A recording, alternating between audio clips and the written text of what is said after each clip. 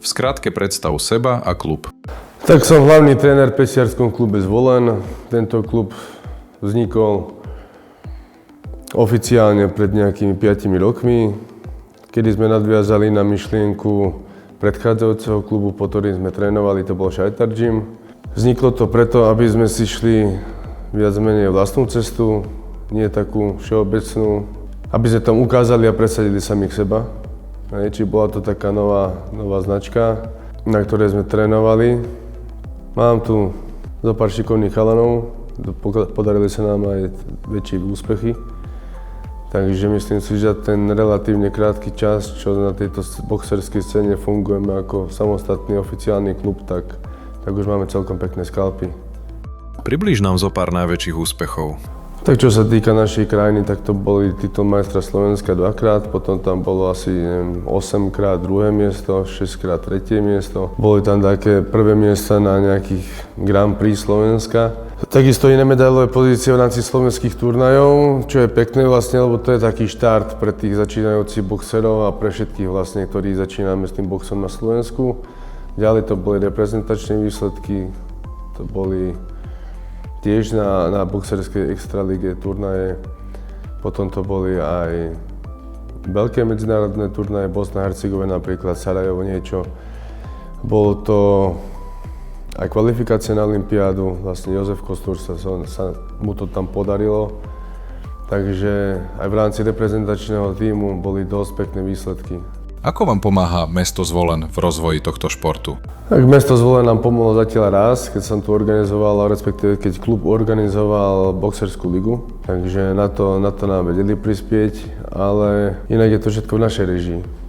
Keď sa povie Zvolen a box, v čom je vaša scéna špecifická oproti Bratislave či Košiciam? Podstata boxu je všade rovnaká. Čo je však špecifické pre nás je to, že tu sme začínali od nuly. To znamená, že každý z nás musel položiť ten prvý svoj kameň a budovať to tu úplne od základov. A nie len budovať to ako v rámci sám seba ako športovca, ale budovať to tu aj ako mienku pre ľudí, že ľudia nás evidujú, že tu je nejaký box, že sa tu boxuje, že to má nejakú úroveň, to znamená, že museli sme tú úroveň dosiahnuť, makať na nej, takže vložiť do toho srdce a odhodlanie, aby nás ľudia začali rešpektovať a uznali to, že áno, je tu box a je to tu dobré. Kedy si sa preklopil z aktívneho boxera na trénera, ktorý chce budovať šampiónov? Bolo to asi 2 roky dozadu, keď mi lekár oznámil, že moje ramená už nezvládnu takéto nasadenie profesionálne. Takže si mám zvážiť, že či to chcem ďalej riskovať, alebo radšej zvolním tempo. Bolo to také dosť tvrdá zmena pre mňa, lebo to bolo niečo, čo som robil z lásky a stále robím, akurát už to nemôžem to takto prejaviť, že idem ja do ringu, takže to prejavujem ako tréner.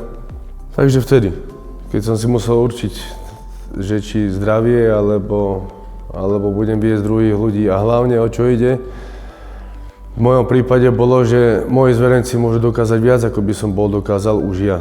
Takže to bola ďalšia taká vec, kedy som si povedal, že OK, budem im na tej ceste napomocný. Aké sú tvoje najväčšie osobné úspechy v boxe? Tak ja som boxoval ešte v časoch, keď to bolo trocha tvrdšie, ako to je dnes, si myslím. Hlavne nebol toho plný internet, takže ľudia o tom ani toľko nevedeli. Tie turnaje boli aj menšie a väčšie. Tiež som vyhral také veľké ceny Slovenska. Bol som aj majster Slovenska, bol som aj v zahraničí boxovať v rámci profiboxu, tam sa mi tiež podarili nejaké výsledky. Takže som s tým boxom precestoval troška aj svet, spoznal kopu ľudí, hlavne nazbieral skúsenosti. Začiatočníci najčastejšie zlyhajú na technike, egu alebo režime mimo gymu. Čo vidíš najčastejšie a ako to opravuješ? Je to individuálne, takže s každým to riešim potom individuálne. A nie každý chce so sebou pracovať, takže nie s každým to vôbec riešim. Ten box je proste prostriedok, ako ľudia by mali vnímať svoju prípravu, ale nie, že len na zápas, ale vôbec do života. Však biznismen, ktorý si po práci oblečie tenisky a legíny a ide si zabehať a robí ten šport rád a sem tam si ide zabehnúť taký beh pre beneficiu alebo maratón, tak tiež nežije s tým nastavením mysle, že som profesionálny bežec, ale má automaticky tomu prispôsobený režim, tak ako sa cíti dobre. A tak by mali ľudia vnímať aj ten box, to znamená, že box ako prostriedok mi do života môže dať proste nejaké kvality a preto by mali zo sebou pracovať. Takže nie s tým, že niekto to vníma, že teraz ja musím chodiť na súťaže a niečo, to je jedna vec.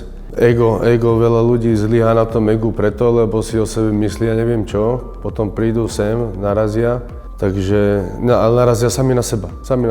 Bude to pre nich ťažké, bude to náročné, bude to tvrdé. Ale to je stále len ich vnímanie. Potom niekto si myslí, že majster sveta, veľká hviezda, musí sa konfrontovať s tou skutočnosťou, to tiež nie je zase ľahké, hej, prídu mu do života výzvy. Potom je to aj nejaký režim klubu, to znamená, že sú tu nejaké pravidlá a musí sa tu niečo dodržiavať ako disciplína, morálka, proste nejaké zásady slušného správania. Takže človek, keď chce niekam patriť, musí vedieť proste, ako do toho klubu aj zapadnúť.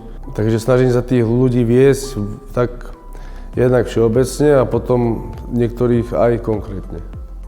Aký je praktický rozdiel medzi trénerom a koučom počas zápasu? Tréner som pre nich tu, to znamená, že to je naša cesta. Vysvetľujem im tu techniky, učím ich, čo ako používať, kedy ako používať, učím ich na tie veci reagovať a konať. A keď ideme na zápas, tak tam ich už koučujem, tam už ideme s tým, čo máme natrénované, podľa toho, ako máme supera, ako je natrénovaný môj zverenec, čo je schopný v tom ringu na ňo spraviť, tak takú taktiku mu radím a koučujem ho, aby v tom ringu v podstate bol uvoľnený. On tam troška inak vníma tú situáciu, lebo je v strese, takže ja to z toho rohu vidím troška inak, hej, objektívnejšie ako on a snažím sa ho viesť tak, aby to proste dopadlo čo najlepšie. Aké rituály alebo drily používaš na zvládanie stresu a zmrznutia pred prvým gongom? V rámci tréningu tu nacvičujeme viacero tých spôsobov. Či sú to meditácie, alebo to je dýchové cvičenie, alebo to je nejaké cvičenie v pohybe, aby si v tom každý našiel to svoje.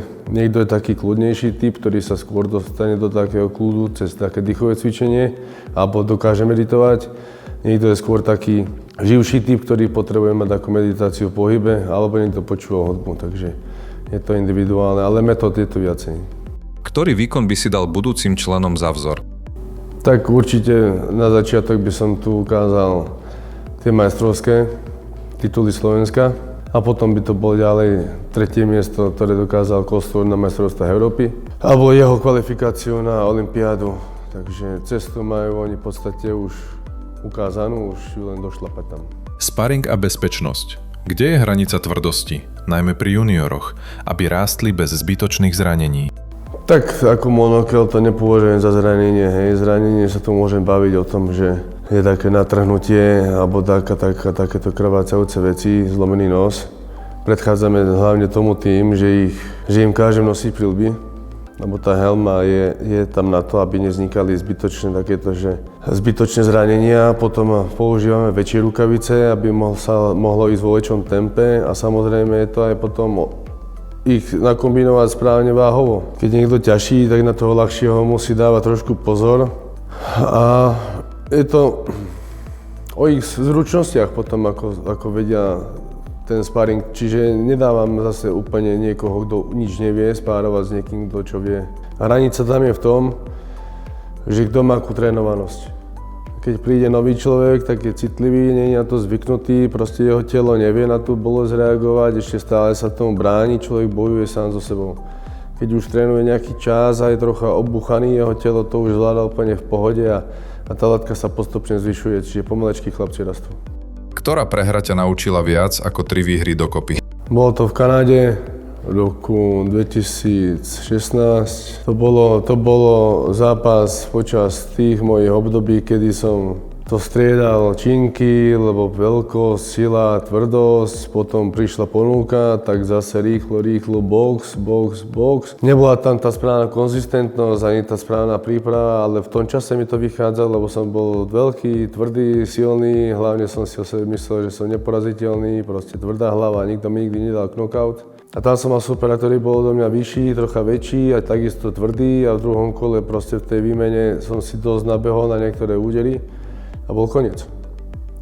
A vtedy som pochopil, že proste nedá sa vždycky hlavou proti múru a že ten box je aj o niečom inom, ako sa ísť len niekde tvrdo, hlupo mlátiť. Vtedy som si vstúpil tak do svedomia a začal som si tak viac veci uvedomovať a hovoriť si, že OK, tak ak chceš ísť touto cestou, tak musíš to začať robiť aj inak.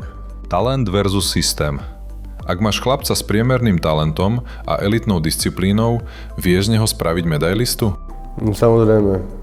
Dokážem si ho spraviť medailistu, dokáže to dokázať ďaleko, mám tu taký príklad, ale keď príde na to, že sa stretne na tej istej úrovni s človekom, ktorý je talentovanejší, tak mu to nepomôže. Ten talent je niečo, čo určuje ten smer človeka a ono sa to vidí už v detstve. Už malý človek proste vie, čo chce byť a ide si za tým. To znamená, že s tým, kto má talent, začína už v podstate 3-4 roky, už 15-16, už proste má nazbieraných kopu medailí a úspechov a proste už potom na tom stavia svoju budúcnosť. Hej. Či ten talent sa pozná už od detstva a zase človek, ktorý ten svoj sám sa v tom troška nájde v čase neskôr, tak už málo kedy niečo z toho stihne. Hej. Hlavne vyvinuté pohybové vzorce a bolo by to na dlho, keby som to chcel rozvádzať. Ale talent je najdôležitejší a tvrdá práca je takisto veľmi dôležitá. Takže ak je niekto talentovaný a kašle na ten tréning, tak sa to prejaví. Ak je niekto talentovaný a maká na 100%, tak sa to prejaví. Prenosy z iných športov, MMA, Thai box. Čo si beriete a čo boxerom vyslovene škodí kopírovať? Všetko sú to úplne rôzne disciplíny. Čiže nemôžem povedať, že by som teraz do nejakého športového zápasu preniesol nejakú stratégiu z iného športového zápasu. Veľa ľudí si myslí, že ja neviem, robím thajský box, teraz prestanem používať nohy a boxujem, ale to je omyl. Čiže každý ten šport má inak používať ťažisko, inak postoj, inak vôbec kombinácie s tými rukami, iný pohyb. Neprenášame. Môžem sa inšpirovať v rámci toho, ak cvičím sebaobranu a berem si do toho systému si berem z tých systémov poznatky, prvky, ktoré sú funkčné a reálne, tak to áno. Ale čo sa týka športu, tak to nie. Ako pracuješ s rodičmi, školami a mestom, aby sa z gymu stal bezpečný druhý domov? Tak väčšinou je to dneska tak, že deti si nás nájdú na internete a potom povedia rodičom, že chcú trénovať. Rodičia si nás vyhľadajú, zavolajú, kontaktujú, pýtajú sa, že aké sú možnosti. Čiže prvý kontakt s nami je internet, druhý kontakt s nami je to, že si ľudia medzi sebou sami povedia, že môj syn, alebo väčšinou chodia teraz vlastne chlapci, takže chodí na box tam a poznám toho človeka, čiže ja som proste zvolenčan, som tu celý čas, takže ľudia ma poznajú. Povedia si. Čo sa týka škôl, na jednej škole organizujeme také spoločné tréningy raz za mesiac, takže na niektorých školách nás vnímajú, na niektorých zase nie. Čo sa týka mojej komunikácie s deťmi, tak vytvoril som im takýto zápisník, malý bojovník. V tom zápisníku majú v podstate pár koloniek. Tie kolónky sú proste malé výhry, malé prehry a skóre. A učím ich pracovať s tým, aby si oni sami začali uvedomať sami seba to, čo chcú. To je zošit, ktorý má trvanie cca 2-3 mesiace, je tam 60 strán, takže majú si tam značiť svoje pokroky, svoje úspechy, svoje neúspechy v úplne bežnom živote. Nie, že vyhral som medailu alebo dokázal som, odbehnúť maratón, ale čo zvládol každý jeden deň alebo nezvládol, či sa pripravil do školy, nepripravil do školy, či bol na tréningu, nebol na tréningu, či to bolo objektívne, alebo to bola výhovorka, aby sa mi troška do seba pracovali. A takisto ich učím aj to, že keď chcú boxovať, tak musia sa naučiť zniesť neúspech.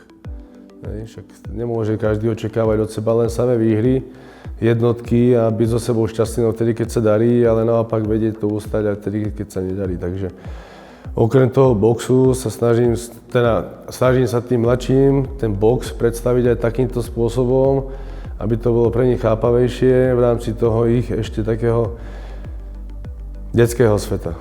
Realita financovania, sponzory, dotácie, kempy, merch. Čo funguje a čo nefunguje?